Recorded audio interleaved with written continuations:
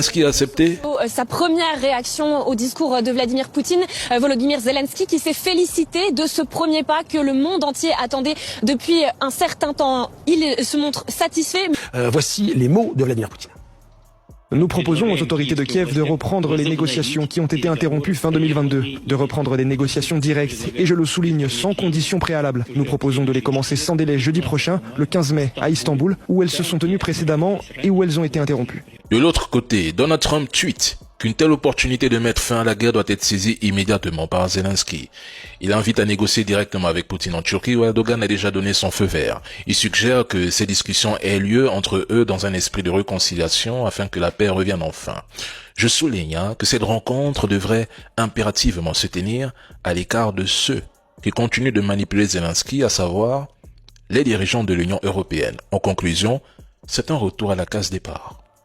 En 2022, un accord aurait pu être trouvé à Istanbul, mais les Occidentaux ont catégoriquement refusé. Au nom de leurs intérêts, ils lui ont tout promis, armes, argent, aide internationale. Ils ont garanti à Zelensky que la Russie s'effondrerait sous le poids des sanctions économiques. Mais, dès qu'ils ont constaté que ces sanctions ne produisaient pas l'effet escompté, ils ont choisi de livrer des armes dès avril 2022 et d'envoyer des milliards et des milliards de dollars. Pourtant, jamais, ils n'ont donné à l'Ukraine les moyens de vaincre la Russie, car eux-mêmes ne les possédaient pas. Je vous pose une question.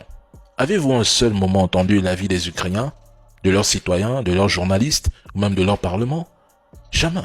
Par contre, ce sont des Français, des Africains, des Occidentaux, qui se prennent pour des Ukrainiens, qui continuent d'encourager Zelensky ou même ce conflit.